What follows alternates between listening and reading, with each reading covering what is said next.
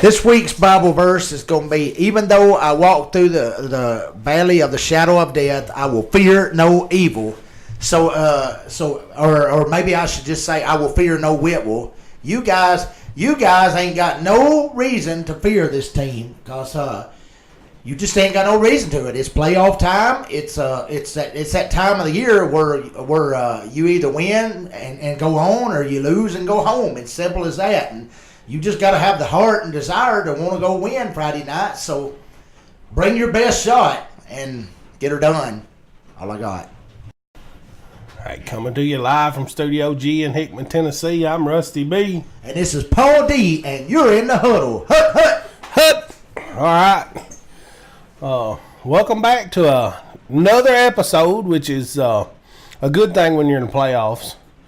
You got to win to survive. Last week it was lose or leave town, get out of town, and we won 35-0. Of course, as a Gordonsville Tiger, we always expect to win. We don't shy away from any competition whatsoever. We don't care where they come from or how they get here. They took a big nice white bus up here, and it had my granny's name on the side of it, Malone.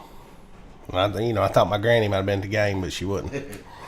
But regardless, Paul, we got a big W. I mean, that was a pretty big win. Right, it's always big when you win them playoff games. Lookout Valley had some didn't have a lot of depth, but we played well. Braxton, how many yards he have? Do you got any idea on that? I heard about 273, maybe. 273. Well, actually, no, I didn't hear nothing. That's wrong. So you just made that up? But maybe it was 273. I don't know. But nonetheless, he went over the 2,100 yard mark, I think. Well, I know at one point I was keeping track, and he needed 62 yards to eclipse 2,000. I think it was the second drive. He broke one for 63. Is that what you said? 63. Yeah, he had a 63-yard run. So one of his first few runs. He done it pretty quick. And Braxton's one of them power running backs. You don't see a lot of breakaways. He don't break away a whole lot of times, but he is an excellent runner when it comes to somebody avoiding tackles. It takes more than one man tackling. But the other night, he did have those breakaway runs. He had a 63-yard touchdown, and then later on, he had a 46-yard touchdown. We actually had a fullback in the first drive. Swicegood rumbled. 51-yard run to the one. Rumbled for some yardage. And I think it was Braxton that punched it on in there at the end. Correct. Braxton got added another touchdown to the stats. But all in all, though, Swicegood and Braxton both ran hard for us, and they did. And then even Thompson come in, run got hard. Some good yardage. So we got some good hard-nosed runners in there, and I think that's what we're going to have this coming up week. But looking back on Lookout Valley, do we throw any touchdown passes? You like to keep stats of the touchdown passes. I do not think we did, but we did complete some good passes. Complete a few passes yardage in half two situations, right? Right. So, we come out the first drive. Our fullback broke it long and got down there and scored. Made it 7-0 pretty early in the game. The second drive, I think we held them to 3 and out, and then the second drive, Braxton broke the long one. Scored again, yards, and it was 14. Well, we missed one of those extra points, right? And went for 2. It was actually 13-0, and then we got a 2-pointer. Yeah, it was 13-0, and then we got the 2-pointer later to get us back to even on 21. Right. And we was up 21-0 right, just before the half. Just before the half, that's one thing that I kind of understand it, but I don't. I think we knew we had that team beat early on, and you're not looking to run the score up, but. We called a timeout there toward the end of the second half. We got the football back and still had plenty of time on the clock to run some plays. And maybe we didn't want to make a mistake and turn the ball over because that's one thing that, we've struggled with is turnovers, whether it be interceptions or fumbles. In this game, we didn't have any, right? Right. Turnover free game. And that's what you strive for, turnover free games. And this late in the playoffs, you've got to have turnover-free games. And for the most part, you got to win the turnover battle. For the most part, we had the ball pretty much the whole game Friday night. We didn't let them have the ball a whole lot, and moving forward, I think that's more something that we want to see. And we were very physical the other night. We actually lined up and whipped these guys. Hey, that's what you got to do. We're going to talk about that in the next half. You got to get more physical every week in the playoffs because the teams get tougher, and the toughest team usually moves along, and that it's not necessarily always the one that's the most talented. It's usually the one that's the toughest. And I think we may even have forced one or two, well, maybe one turnover too. We forced a turnover. So you win the turnover battle, and that says a lot, especially in the playoffs, because it's like I said, it's do or die. I think we got one turnover from them, and we didn't give up any, so we gained on that. But and we actually picked up maybe one or two sacks. Yeah, we did get in the backfield quite a bit. We played. I want to see more sacks. We played the bend but don't break defense, and we did give up some first downs, but they were earned first downs for the most part. It didn't really give up the big plays, right? And later on, their quarterback actually busted out of the pack, and I'm going to give credit to Chris Ray and somebody else. Somebody else run that kid down. Run him down. They didn't give up on the play. They didn't give up on the play. They tackled him, and then they wound up not scoring at all, and we pitched a shutout. So that's what it takes. I mean, just because they get behind you don't mean the play's over. That's right. But you got to keep digging.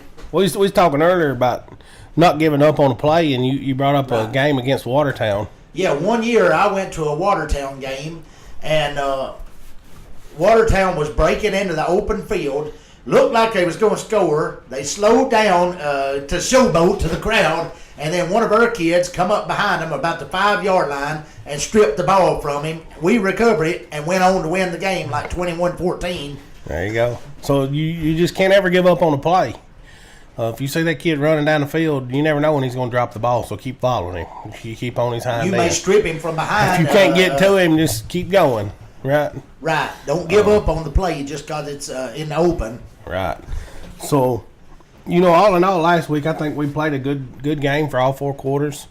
We played a complete game, 4-quarter game. We had, I like to see. We had the young guys come in with a couple minutes to go. We got some of the young guys in, and I know that because my son was lost and he didn't get to go out there. He had to run 60 yards across field, and then got called for holding, and I got to ride him all the way home.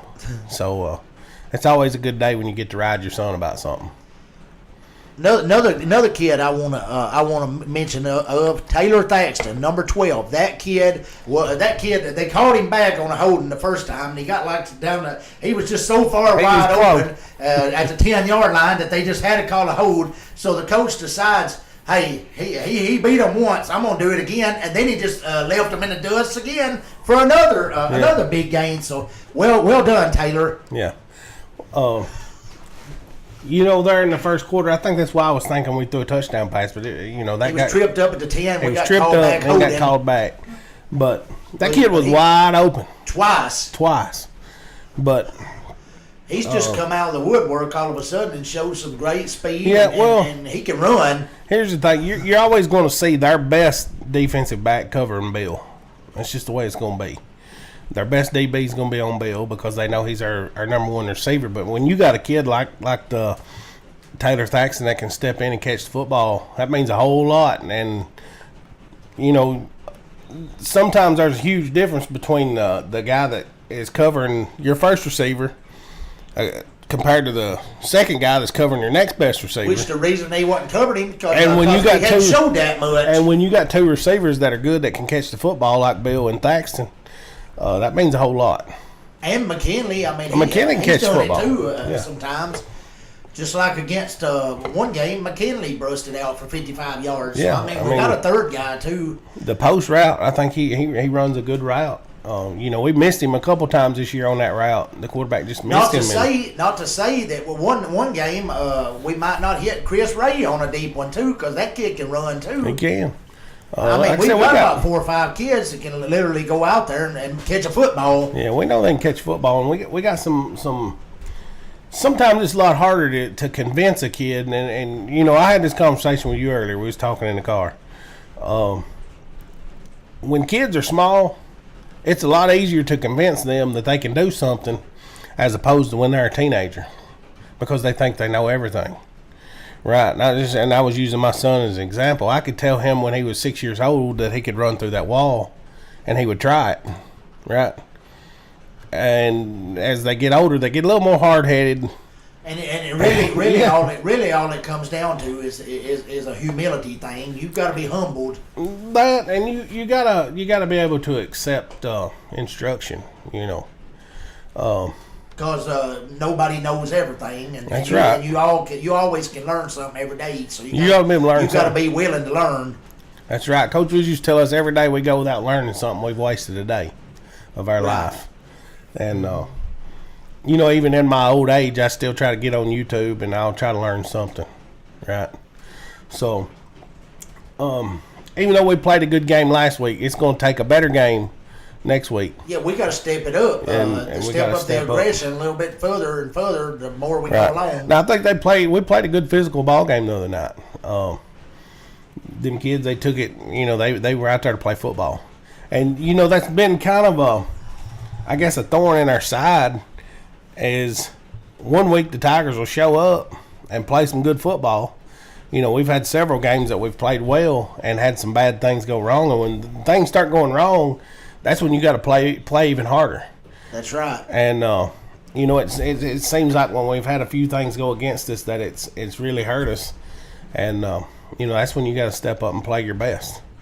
And I think looking forward, over the last couple games, with the exception of Jackson County, which we didn't play well in, and I don't think anybody that's listening to this will disagree with that. I think we kind of got away from our game plan some on that. But when you look at Joe Burns, we played a good physical game against them. Played all 4 quarters. Republic, we wore them out. We played well against Republic. Let's see who else. Red Bull, and it was in the rain. We had to play. It's hard to stand up, and the ball's wet and everything else. And that's what really worries me a lot of times about turnovers in them wet games.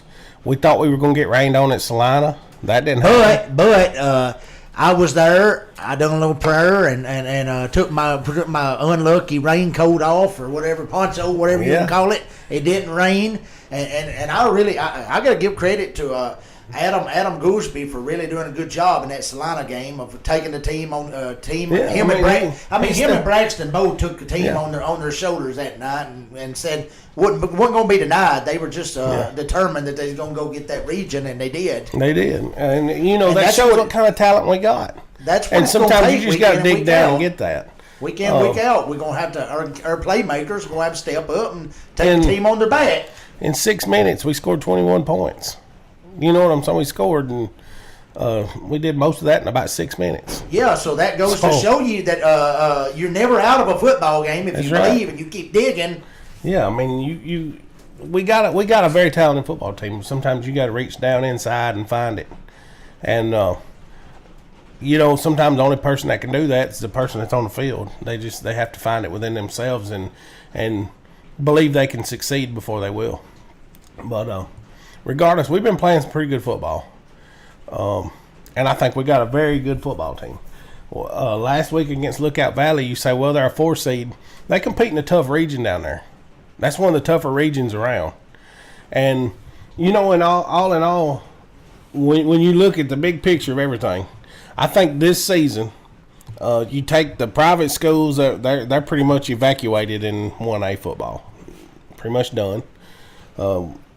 When you look across the board, you see a pretty even. I think maybe we kind of stood out in our region a little bit as being one of the better teams, but all in all, across the board, you had 3-way ties in 2 or 3 different regions in 1A football. So that says a whole lot for the competition. Is getting tougher from school to school. Well, I mean, coming in. So you can't really look at the 4 seed. Coming in, Murphy Fair and all of them, they had picked Coalfield.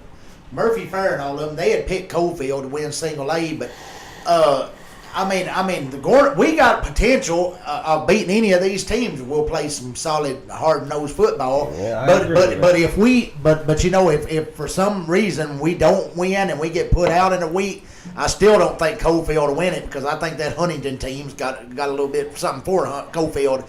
If we don't make it, my money in single A will be on Huntington. You think? Yeah. Well, I'm not going to put my money on anybody but the Big Blue. But right now, as long as we're in it, I'm Big Blue to the end. Look, we'll talk about this next segment. I'm going to leave that for the next segment. What did you take away from the Lookout Valley game? I mean, we did a lot of things well. We did, and Hunter Vaught defensively stepped in and made some good plays. He was in the backfield 2 or 3 times. And then we had Thompson coming to the ball. We had Hurd coming to the ball. We had the nose guard Pittman coming to the ball. We team tackled pretty well. And another thing too, this is Paul's special defense. Put that Pope kid in there more often because he'll clog up the middle. Because the plays you did, put that Pope kid in there. He made a play. He was on the pile and he made a play. So. Keep that. So if you need to, put that Pope kid in there. I guarantee you he'll make a play for you. Right. I agree with that. But anyway, I think we played pretty well defensively. We didn't give up the big play, which is, what typically at single A and double A, 3A football, even in football in general, you don't want to give up the big play. It's okay to give up a 4 or 6 yard run occasionally, but I mean, like I said, you're going to play a bend, but don't break defense. But when they get down there close to scoring, you can't let them in. That's right. You live to fight another day. So I think all in all, we come out of that game where we got our confidence moving forward. Competed with a good hard-nosed bunch.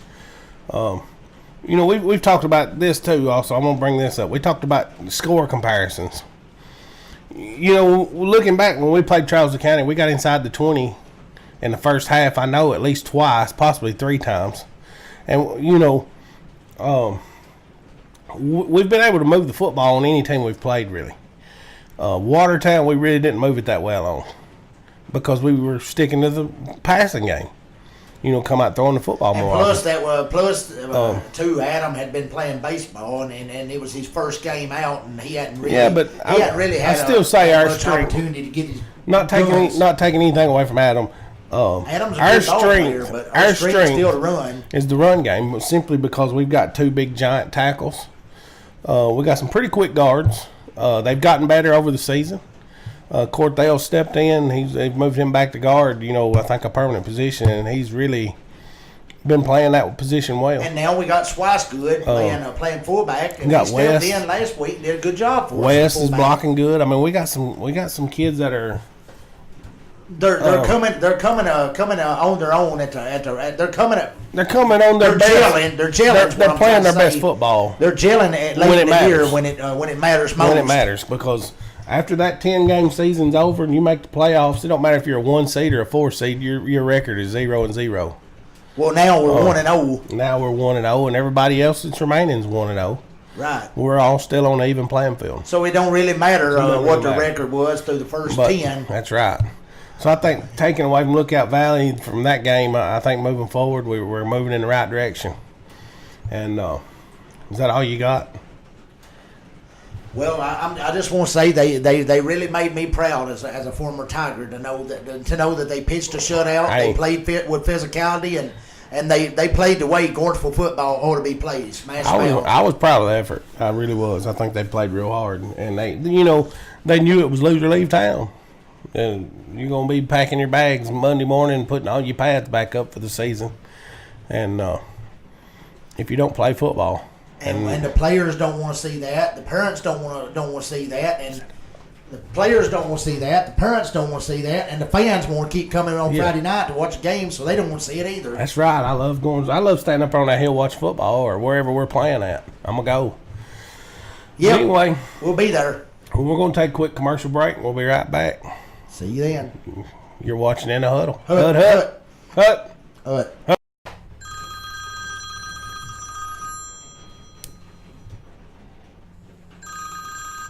Hey, this is Paul. You reached In the Huddle. Hey, man, Reno Bun here, man. Just calling in to tell y'all big win last week.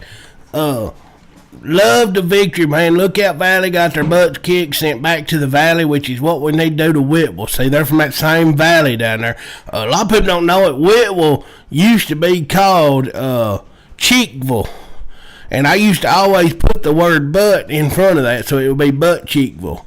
But regardless, this might sound like I'm crying a little bit. Got a little teared up, man. Go cut me some onions. I for some reason, when I get around an onion, I just get this bond with it, I guess. And they always make me cry when I have to cut them up. But anyway, man, been trying to learn a whole new language. Been got that Rosetta Stones, you know what I'm talking about? Where they give you them CDs and stuff, and you learn to talk in a different language. Problem, you got too many Mexicans out here now. I chew a lot of tobacco, and they work a lot in them tobacco fields, and I work with a lot of them, and trying to communicate with them kind of tough, I've learned the word sombrero, which is hat, and stuff like that, but bought me that Rosetta Stone on the quick path to learning Spanish. Gonna have to be bilingual. If I'm gonna be by anything, it's bilingual. And anyway, man, I used to I play that thing. I've been playing that thing for the last week at night. As I was falling asleep, and I would sit there and listen and learn. They claim that when you sleep, you can still listen and learn some stuff. And I guess at some point overnight, my CD started skipping, and now I just stutter in Spanish. So if you get Rosetta Stones, keep your CD clean and scratch free, because they'll cause you to talk bad, and you won't be able to talk right and stuff in that whatever language. Anyway, man, had to laugh about it. Me and my wife, we laugh a lot. We laughed about, we always laugh about how competitive we're. She always says, we're so competitive, and we laugh a lot about how competitive we are, but just for the record, I laugh more. I just wanted to throw that out there. Gave her the silent treatment one week. Said, listen, I'm just not even going to talk to her all week to see what she does. End of the week, she came up to me and she said, you know what? We've been getting along pretty good lately. So, I guess I just had to go back to the silent treatment if we're going to get along any better than that. Anyway, man, learned a valuable lesson one time back when I was younger. You boys all about learning a valuable lesson. When I was in the Marine Corps, I lost my rifle one time, and charged me $2,800. What brought this up? I was watching the Army-Navy game. Right, you ever see the Army-Navy game, and then you got your Air Force and your Navy game, and Air Force and your Army, and I was watching this game, see, and brought me back some old memories. And one time I was in the Marine Corps, lost my rifle, which is a no-no. Charged me $1,500 to replace that rifle. And, that's when I figured out, why the captain always goes down with a ship. Because they say it costs like $3 trillion to build some of them big ships and big warships and stuff. But whatever you do, if you own a boat and you're in the military and the ship's going down, go down with it, because they're going to charge you for it.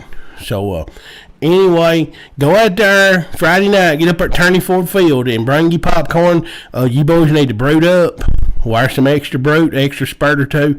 Get it on there. Put it inside your helmet, on your mouthpiece, wherever you can get it. Because that brute is really going to help you play a good game Friday night. It makes you just feel tough. I switched to Stetson for a little while, but it made me sneeze. So I switched back to brute, and I've just been tougher ever since. Just tougher than a nail. And been putting it on my biscuits in the morning. I put a spurt on my sausage biscuit every morning. Just eat that, and it's good stuff. Makes you a lot tougher. Got more hair on my chest now. But anyway, man, y'all go out there. Whitwell coming up here from the valley, the same valley of the Lookout, Cheekville. We're just going to call them the Cheekville Tigers from here on out. All right. But anyway, Cheekville Tigers are going to go down to defeat Friday night. We're going to whip their hind end. We're going to brood up and whip them and beat them all the way back to the valley, man, and just send them back there. But, hey, I'm going to get off here and let you boys go. Keep up the good work. Love your show. And, hey, if them boys play ball Friday night, I'll call you again next week, and we'll be hollering at you. Welcome back to In the Huddle. Welcome back to In the Huddle. We're going to talk to you a little bit about this Gordonsville Whitwell matchup. Say Hut. Hut. we're going to talk to you a little bit about this Gordonsville-Whitwell matchups coming up this Friday night. So, Rusty, we watched the film. What stood out to you about this Whitwell team? They're red. If there's one color that Turney Ford himself hated, was red. And, you know, we talked to James Bush. You know, James Bush stands up on the hill, on Legends Hill up there. You know James, Matthew and Johnson. You know James Bush. I don't know, but go ahead. Paul's going. He's turned dumb on me right here on the set. Anyway, James Bush said that when Turney Ford, he had some pet peeves, and he come to Gordonsville, and of course they had blue and white, and they had red outlines on the numbers, and Turney Ford wasn't having it. We ain't red, and from then on we've been blue and white, no red at all. You know, I think with the exception of maybe a basketball team here and there that had a little red in their jersey, but if Turney was coaching basketball, that wouldn't happen. We're blue and white. But anyway, this team kind of looks like Wisconsin, so Wisconsin Badgers are coming to town, or so that's what they look like. Yeah. Anyway, Paul, we did watch them on film, and from what we gathered, number 10 and number 3, their quarterback and their number 3, whatever. Here's the way I see. Pretty fast. Here's what I see them trying to do. They're gonna run the ball. They got a good little running back, number 22. He's not bad. You can't let him get to the edge because he's quick. And number 3. Number 3 plays wide out, right? Slot back and wide out. He can move. And you're gonna see them run the quarterback counters a lot. So what they're gonna do is try to set you up for the quarterback counter, like for the quarterback plays. And to me, from what I've seen, he's their best athlete. He's gonna be the one that you need to stop first and foremost. And to do that, you're going to have to line somebody up and spy him. Honestly, I think we come out and we play our defense, and they're going to try to get him some room to run.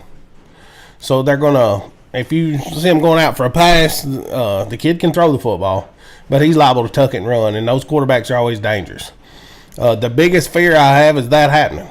I got confidence in our defense. But when all else fails, I'm putting somebody on him, and I'm gonna watch that kid like a hawk.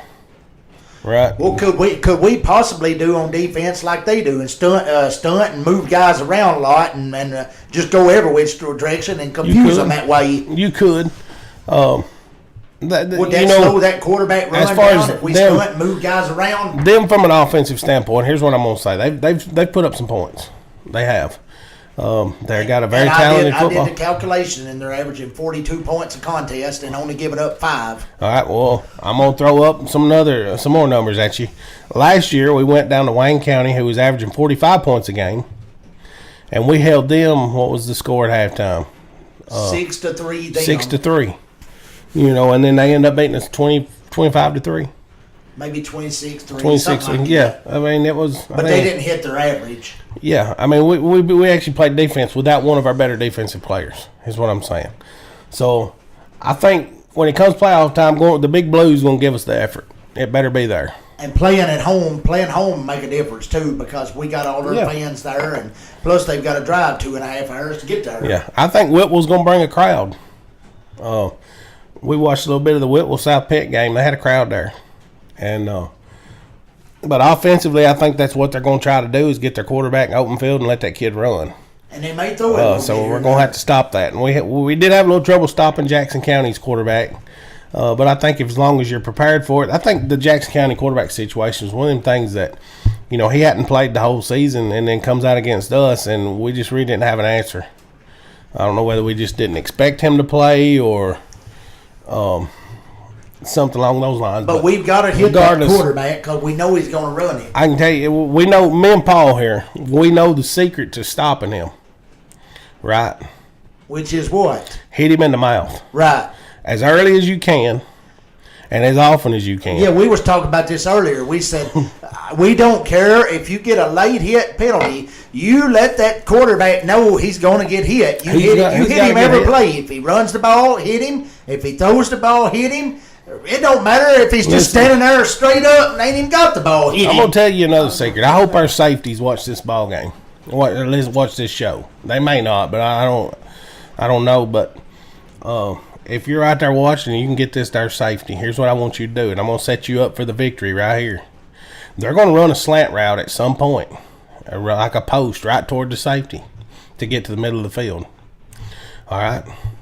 When he's coming at you, I don't care if you have to get a 15-yarder. You hit that kid as hard as you can and don't stop. Don't run up there and hug the kid.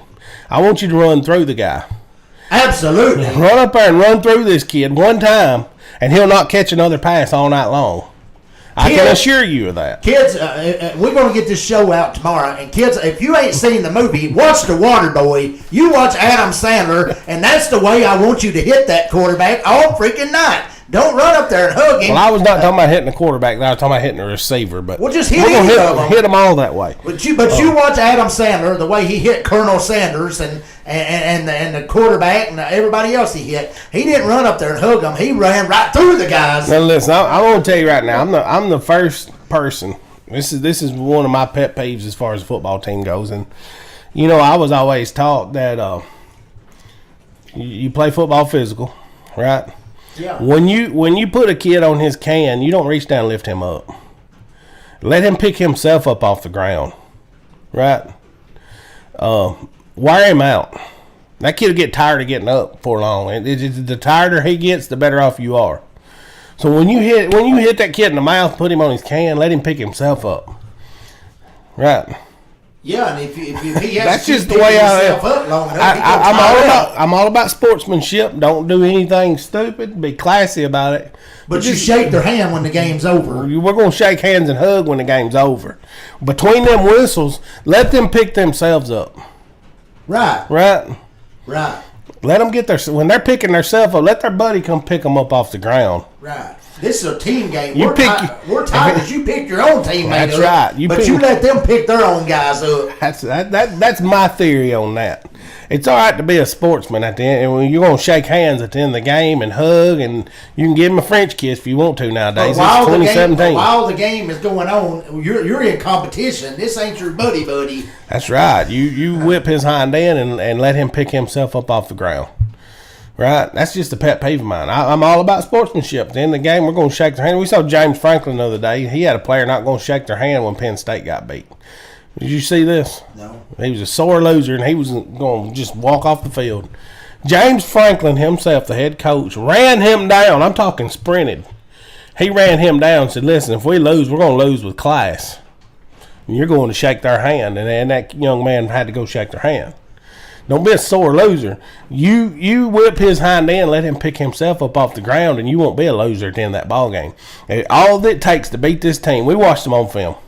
They got an offense that's putting up points. I think our defense, if we play mistake-free football and play hard-nosed football, we can beat this team.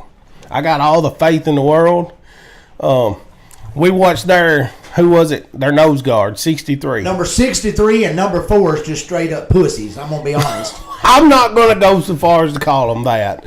Well, it's the truth. They got their tail whooped. Them two kids, almost every game we watched, with the exception of a couple, they were getting whipped every play. Attack those kids. Attack them.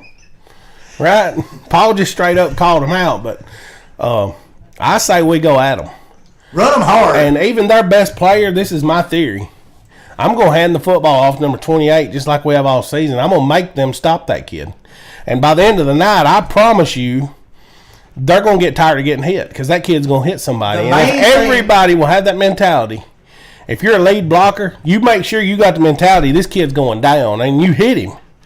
The main thing is explode through the guy. The main thing is we want to earn their respect. When they leave Turney Ford Field Friday night, we want them to remember the night they played them Gordonsville Tigers. That's right. We played. We want them to hurt Saturday, in other words. The 2012 season, that team right there playing Friendship. All right, Friendship ended up winning, 2A that year? Yeah. They won the state title, too, and we beat them that year. They had the quarterback, and they'd heard about him all week, how good he was and where he was going to school and all this good stuff. But they knocked that kid silly. The Big Blue Tigers, them kids that were playing out there, Peyton Watson and some of those big guys. Tyler Cohen. And you had Man, I can't even name them all. I can't either. I can never remember names, but anyway, those kids were absolutely trying to kill that quarterback. They tried to run him through the fence at one point. And as a defense, that's what you're after. You have got to put the brakes on these kids, and the best way to put the brakes on them is to hit them. Is to hit them. Every chance you get, you better. If somebody's got one held up, you better hit him. And you better try to be stripping the football out. If you get your chance to strip it, you strip it. You know, my key to victory, and it's been the key to victory all season long. You look at this, we got a 2,000-yard rusher who's, 35 yards or so away from getting a school record, right. The season record. And he's actually at 21:38, I think. I think he's already went over 2,100. Yeah. So he's on the verge. He's was selected as a Mr. Football candidate, which I think there's only, 5 now? They dwindling it down to like 5 players. Yeah, something like that. So, to the best of my knowledge. But you got a great running back. We've got the line we just talked about. This is my key to victory now. We got our line. I'm going to put both of them on the same side of the football, and I'm going to freight train everybody in my way. And I'm going to let that kid, I don't care if it takes 6 yards at a time and 50 carries again. If we control our game is not played best when we break away from I want to score every opportunity we can. But our game plan is 3 yards and a cloud of dust. Did you? And when you play that game plan, Braxton's going to get you 6. And I talked about the strategy earlier. I said if you take 17 plays a quarter to score a touchdown, you've limited Whitwell to 4 possessions for the whole ball game because you're going on 7-minute and 2-second drives. That's right. And if you do that and you force them to punt twice and you score on all 4 of your possessions, you won the ball game 28-14. You don't have to. Well, 14. The thing is, you don't have to snap the ball every time you get up to the line of scrimmage. Take your time. Use your shot clock. Do 25 seconds That's or right. whatever it is. Your shot at clock, the last Paul. second. Maybe not the last 4 or 5 seconds. You don't have to get in no hurry and ram it down their throat. That's how you're going to win this football game. You've got to break their wheel, and you do that 6 yards at a time and wear them out. They had Joe Burns so mad at the end of that game they could not stop us. And Braxton was to some dirty tactics because they were so pissed off. That's right, and we had them so mad at the end of that ball game, just ramming it down their throat, and there's nothing they can do about it. And this team right here, I'm going to tell you, Salina, the first drive come out, and they moved the football on them and actually scored the first or second drive they had. If they can move the football on them, we can move the football on them. There's no doubt in my mind. And Trousdale County, which is a little bit smaller than us, they moved the football. Like I said, Trousdale, that score got out of hand. With us, the kickoff return after halftime really broke our back, and then us getting inside the 20 2 or 3 times and coming up short. We're going to have to score Friday night to win. We know this. I think this team's capable of putting up some points, but I think our defense is also capable of not letting them put up as many points as they had against anybody. You look at the 2 teams that hit them in the mouth, Trousdale County and South Pittsburgh. Both them teams hit them in the mouth. How many points did they have against Trousdale? 17. How many points did they have against? 14. South Pitt. 14. Both those times they got hit in the mouth. If we can hold them 14 or 17 points, and we ram it down their throat like we're capable of doing, if these boys will just say it, put it in their mind, look, we're going to the end zone. It don't matter. We're not going to get there in a hurry, but we're going to get there. If they'll get it in their head, they can ram it down their throat, and they do it, we'll win that football game with ease. I want to tell you boys. Well, I've already told you. You're just gonna have to get some fire in your eyes and go hit somebody. Well, that's his key to victory. Now, what's your key to victory? I'm gonna take a time out and let you just have. Let me tell you what my key to victory is. We have got to play a mistake-free football game. We can't have no turnovers. We've got to, like you say, control the time of possession. We can't have any stupid penalties for holding and personal fouls and all this baloney. We've just got to get in there and play straight up Tiger football, run the football, pound away, wear them out, and just break their wheel, man. Break their wheel. On offense, we just got to break their wheel. And on defense, we just got to hit them. And we got to score every chance we get the ball to score. We got to score. We don't need to be punting the football against this team. And if it gets to be 4th down and 1 from our own 45-yard line, let's go for it, Coach, because we got a line that if we can't get 1 yard, something wrong. That's right. I mean, so if it's 4th and 1 from your own 45 in a game like this, you don't want to give it go away. for It depends on if it's close or not. You don't want to give the game away on stupid calls like that. If you got to play. I like playing more conservative. But 4th and a yard from the 45 that we're on, we ought to be able to get a yard. Yeah, I agree. But also, you don't want to lose that field position battle because it can be key. Drop punt, anything can happen when you punt the football. Sometimes, look at the special teams against Salina. Played a huge role in that victory. 78 dropping the punt. Right. Dustin Prophet hollering at him. Right. It just, those things help. So come out Friday night, fans. Come out and support the Big Blue. We want to see our attendance out the roof. This is a big game. Come out and support these guys. I'm gonna bring up something here, y'all. How much I love the Big Blue. I know. I'm gonna try to get this pulled up here. Plus, I heard that some of the fans was actually said if you had any milk jugs or any empty milk jugs or anything, make sure you bring them with some rocks and stuff in it and shake them because we need to make as much noise as we can Friday. That's what I'm getting at. We were just talking about this. Let me see if I can get these. I got to upload a couple files here to the set. We're going to get these in here. There we go. First thing I'm going to talk about. For some reason, I get to gather intel from Smith County High School. They send text to my phone. Now, whoever had my phone before me must have had a child that went to Smith County High School. So I get text messages at random. And they say, I'm going to read you the text, and I'm going to show you my reply. I get a text the other night. It was 6:39 p.m. It says, Smith County High School students, bring large plastic bottles to first block ball game. Noise makers, milk jugs, tea jugs, 2 liters, laundry jugs. They didn't need no water bottles. And I get this text message, and I'm thinking, man, how do you respond to something like that as a Tiger fan? And this is how I responded with Go Big Blue. And, of course, this is just my pride. This is coming from Smith County. I never got a reply. But I simply replied to them, Go Big Blue. Because that's the way I feel. And we're the county's best football team. Right. Whether we win or lose, that's the way I look at it. But that wouldn't be a bad idea, though, what they said. So, Tiger fans, bring your milk jugs. Bring some rocks, bring something to make some noise. What this right here tells me is they're rallying the troops. They are at Smith County, so they're rallying at Gordonsville. They're rallying the troops. We're going to have to rally our troops together. We got to get Coach Petty, Miss Petty, his wife, Coach Clemens, Coach the Principal Vaden and Butch. We got to get these guys on the ball. Bring your dirty laundry jugs or whatever you got. You got any extras, Rusty? If you do, I may shake a milk jug. We'll find something. If we have to make one out of wood or something, we'll make something. But we'll have us some milk jugs with rocks in them or something. We'll make something.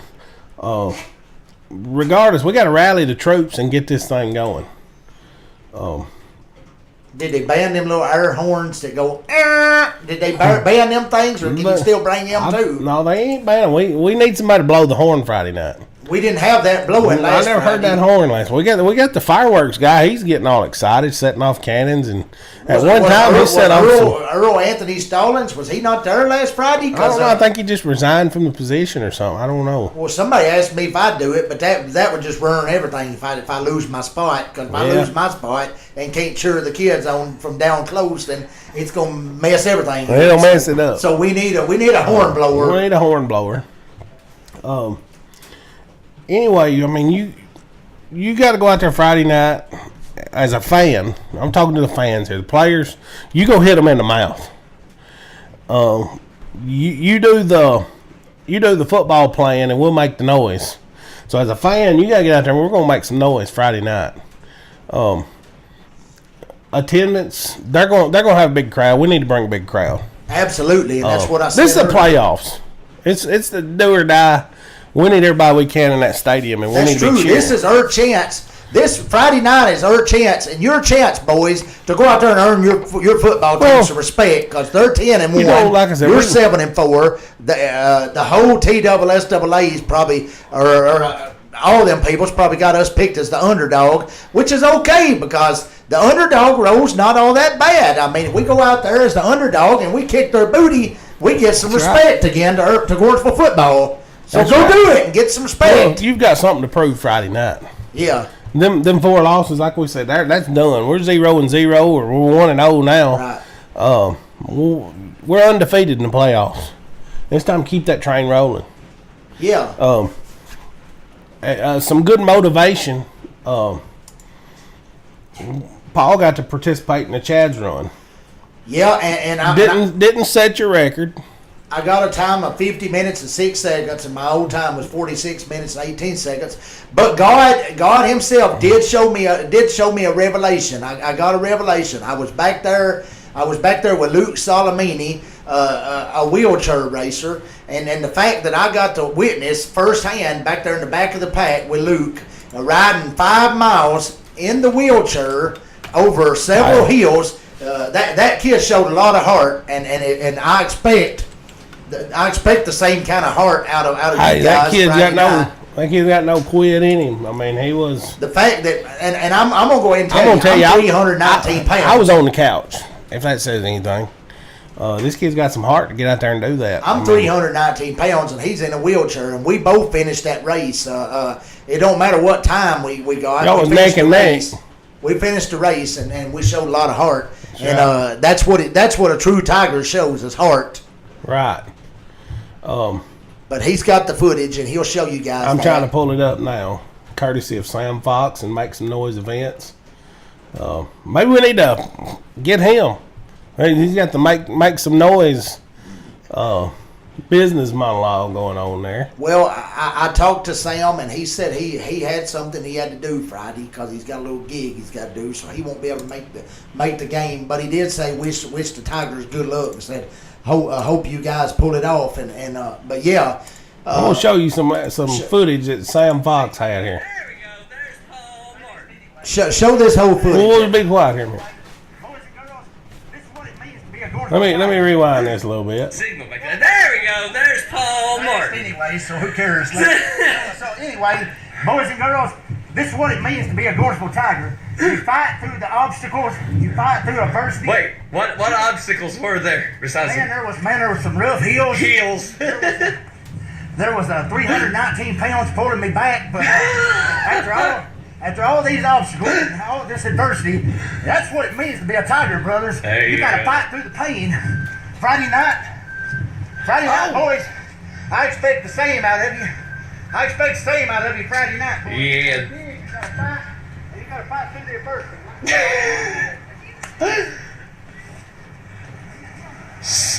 There's some true Get inspiration. him, Luke. Scott Agey's watching you. How do you know him? He was one of my teachers, man. Yes, sir. What year did you graduate? 97. Oh, boy. Yeah, no. So how was it? He says, And he still ain't quit. proud of you, Luke. Proud of you. Yeah, I went to school with your sister. We graduated together. Heather? Yep. Okay. What's your name? Sam Fox. Sam. Fox. Brandon Payne is my cousin. Oh, I know Brandon. Yeah, I know. I keep up with you on Facebook because of Brandon. I'll have to send you a friend request. Was that Paul holler? You're close, man. You're close. This is my favorite part where he said he's coming around the corner. Probably got blisters on his hands and he ain't quitting. Right. The kid ain't got no quit in him. What's Right. up, Jolanda? Just Chad running in here. Well, Chad walking it. Luke is coming around the corner. And Paul's going down there to meet him and give him a fist pump.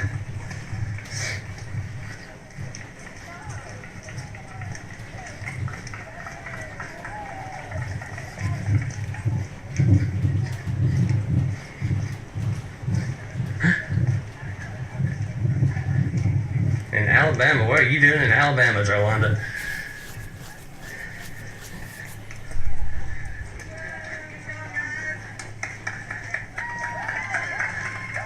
Yes, that's what I'm talking about.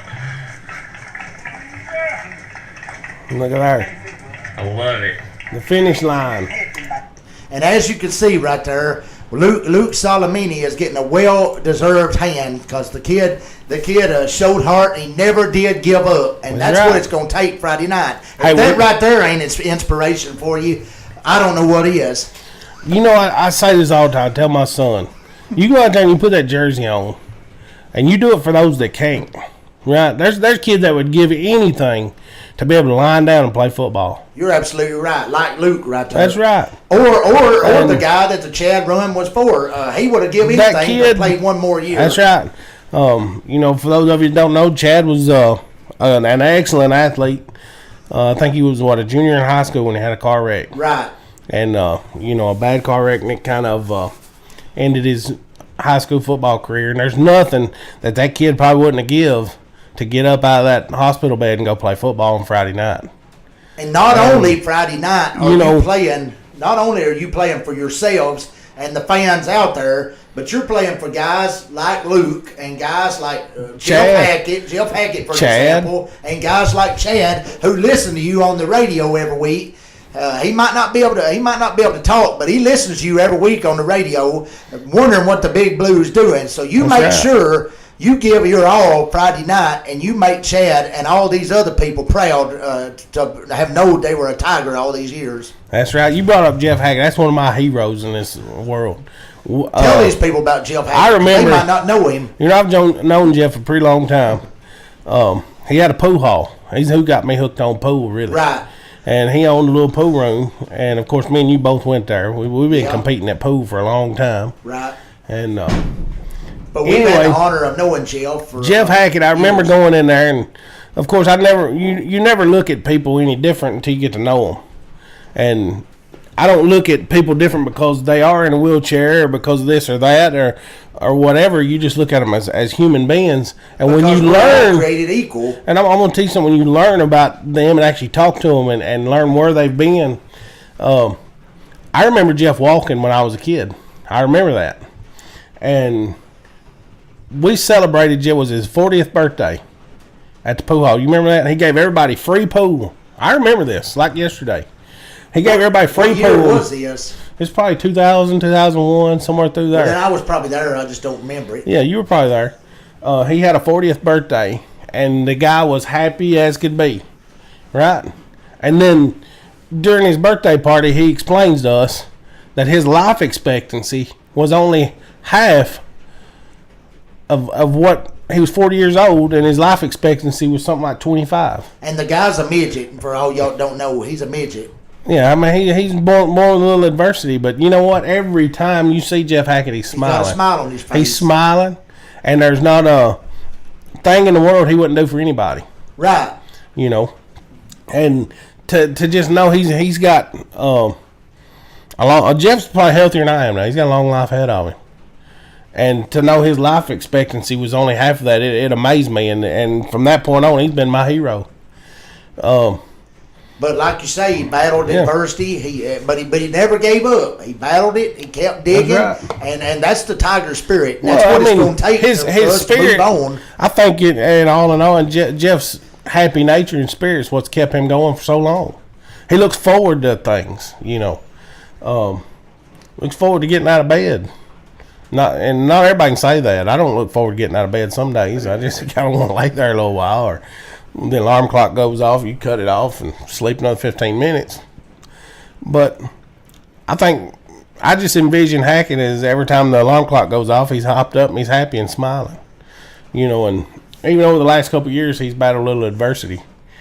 Been in and out of hospitals, you know, but he's back. And if you ever read some of the stuff he puts on Facebook, it's just, he's an amazing writer. He can tell a story. He's a storyteller. And I'm not talking about a fibber. He's a storyteller. He can tell it. And I'm sure he'd probably have some stories on Gordonsville football from back in the day that, you know, some of us never heard. But anyway, when you lie down on Friday night and you go out there, play for those that can't. Right. Those that would give anything to be in your position. You think about those kids when you line up and it's 4th and 1. think about those kids, those people that have come before you. What would so and so do? You know, back when I played, if it was 3rd and 1, there was no doubt we were getting it. We had all the faith in the world because our fullback was just ready to kill somebody every play. You know, he didn't get to carry the ball a whole lot, but when he did, it was 3rd and 1 or 3rd and 2, and he was getting the first down every time. But y'all still remember the ones that come before you. That's right, and we always remember those kids that. Our hero, when I grew up watching football in the 80s, of course, I had a lot of family that played, but since the mid-80s, I've been going to Gordonsville football games. I was a kid. I can tell you scores. You see kids up on the hill, and they run and they play King of the Hill and football. There's always a football game that breaks out in front of our football game. Right? You know this. You have to pick up the ball 2 or 3 times That's a game. correct, but these kids, they really look forward to it. You know, that's the future of Gordonsville football. And that's the spirit we want to see. We want to see on Friday night. We want y'all to be as happy to run around as those kids on that hill. If Turtle's kid would play as half as mad as he was the other night when his kid was playing in the mud and on that hill, Lord, he'd hurt somebody. You know, because there's always a football game and a mud fight or something that breaks out right there on the side of that hill, and man, it's good times. You know, being on the hill watching Gordonsville football. It is, and you know, those kids look up to these high school football players, and I've said this before on this show. I don't care if you sit on the sideline and never play a down.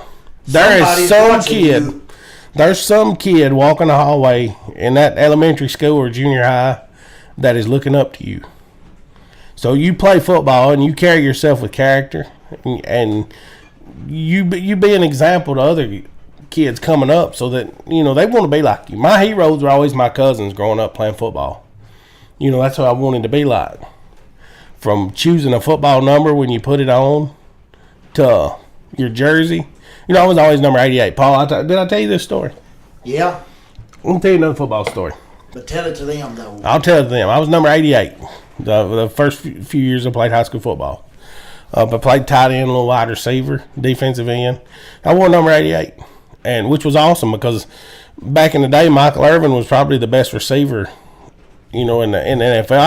I've always been a Bears fan. Me too. But I've always been a fan of individuals. I love watching Barry Sanders and Emmitt Smith. I love watching them run a football just because they were so mobile. You know, it was just well, growing up in my football career, I never did get to do it because they never did put me a running back. But I always wanted to be Walter Payton. I always wanted to be the running back that Walter Payton was. And when I played, I wanted to play running back because I wanted to be like Walter Payton. But regardless, you know, getting back to my story, I was always number 88. My senior year, I come up and I asked Coach Wills if I could change numbers. And, you know, of course, he asked me, you know, son, why do you want to change numbers? And I explained to him that I had a cousin that passed away when I was, 14 years old. And I was the last person that ever talked to him while he was alive. You know, and he was one of my heroes. And I just wanted to wear his old football number. And that's how I became number 35, right? I was always number 88. But I wore that, you know, kind of to honor him. So you think about those that go before you, and they may not, you know, he may have never known that he was one of my heroes. But he was, you know, just same as all my other cousins that played the game. And even not just them, my cousins' friends. I can tell you stories on all of them. They would come over, and I looked up to every one of them. You had Goob, Joe Bates. But, you know, this is the studs from the 80s. You had Lee Rollins, the Boot. You know, we had him on the show last year. Lee the Boot Rollins. You remember that episode when Lee called in? Yeah. He's a wise man thanks to Gordonsville football. You know, he learned some valuable lessons on that football field, just like every one of us that's ever played. You learn a lot about life on that football field. You learn a lot more about life on that football field than you ever did about football, and I can almost guarantee that. And, you know, that's to me, that's what high school football is about. You learn about life and dealing with adversity and standing up to a challenge. That's all football is the guy across from you challenging you, saying he's going to whip your butt, and you just got to answer the challenge. No, you ain't whipping my butt, I'm whipping yours.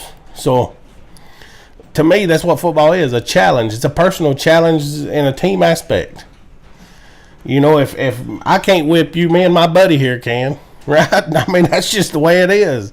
You get your best 11, I'll get my best 11, and we'll duke it out. So, you play for those that have come before you. You know, and your hero, those kids are going to grow up and they're going to want to wear the same number you. I guarantee there's a kid somewhere right now walking through the hall that says, I want to be like Braxton Givens, and he's going to put on, when he goes out in Pee Wee football, he's going to want to wear number 28. And, you know, that's what you'll be remembered by, that jersey you put on. And my son, I had to explain to him one time, we got Braxton is about, we just said 30-something yards away from Cowan's single season record, which was 2,100-something yards. 2,172 is what I heard. Okay, so we're 30-something yards short of that, and I don't really know the numbers, but, you know, I'd love to see that kid get it.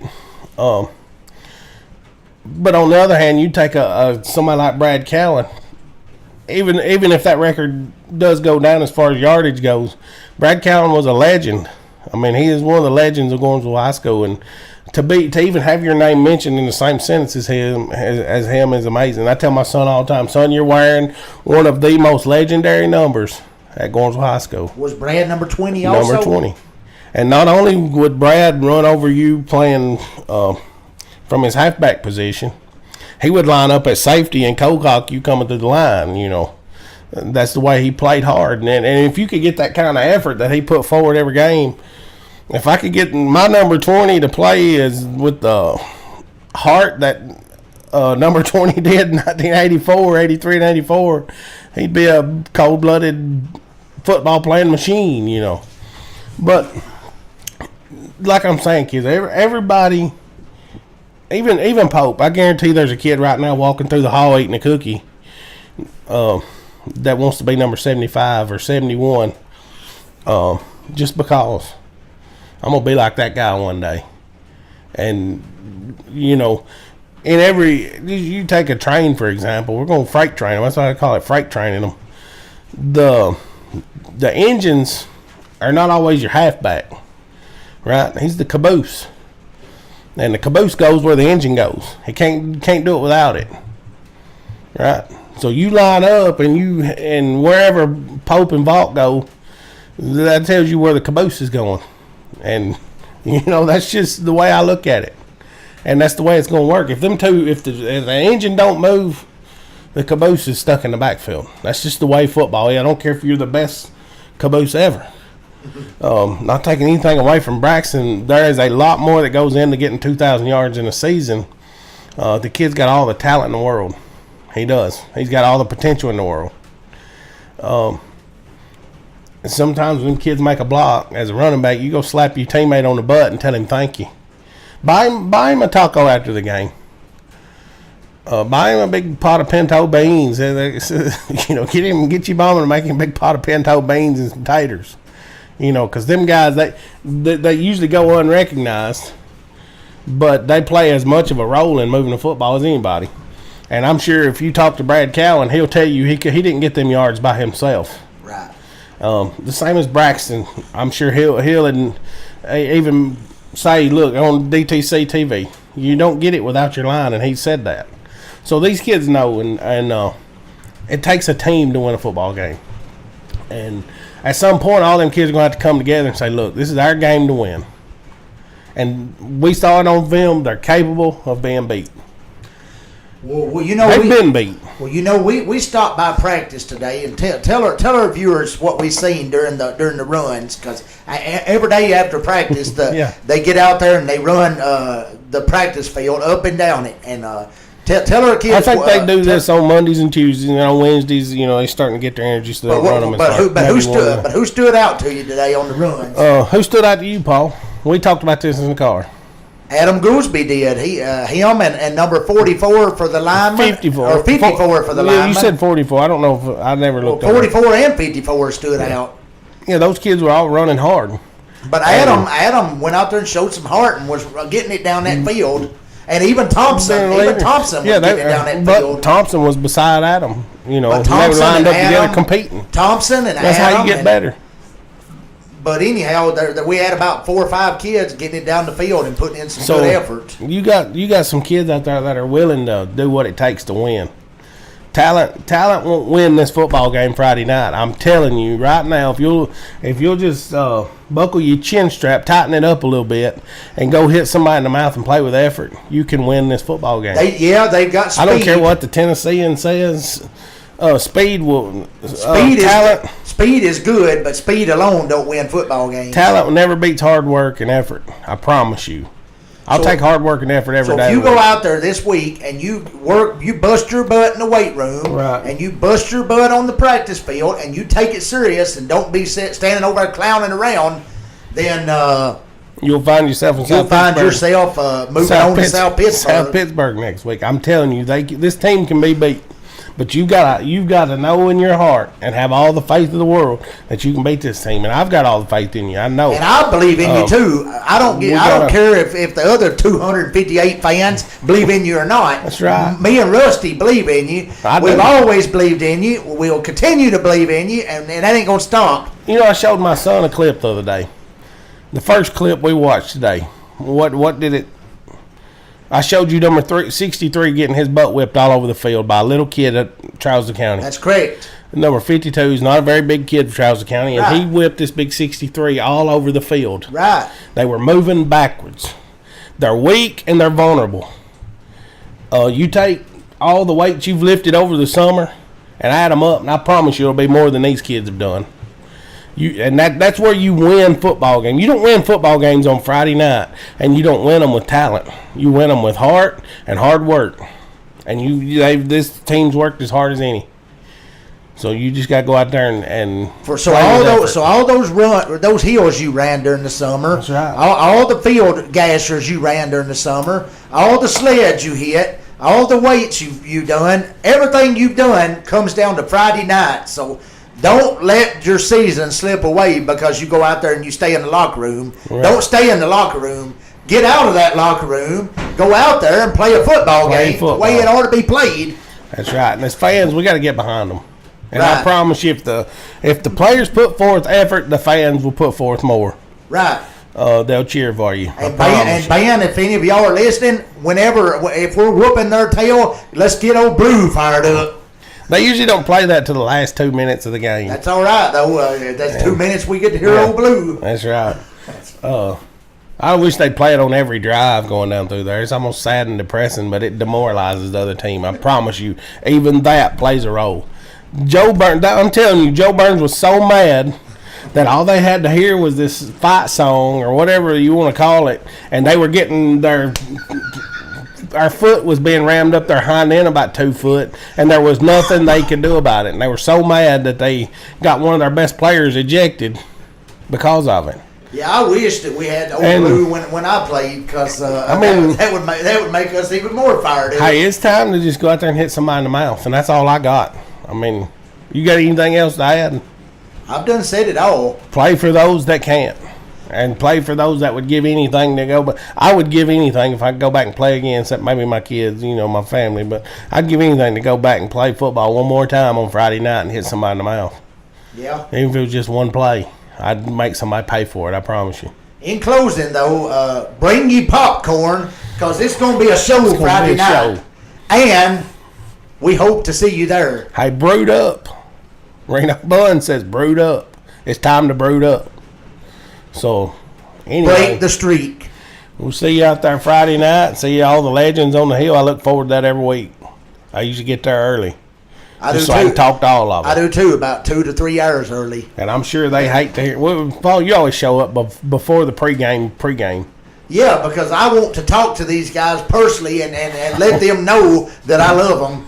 Paul's the pregame guy. He does the pregame show before the pregame show comes on. That's right. When they get to the stadium, I'm already there to meet them. I hope Pat Warren yells bang all night long, bang and boom.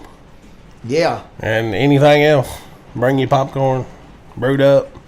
See you at the ball game. Boom. Hut. Hut. Maybe we'll see you next week.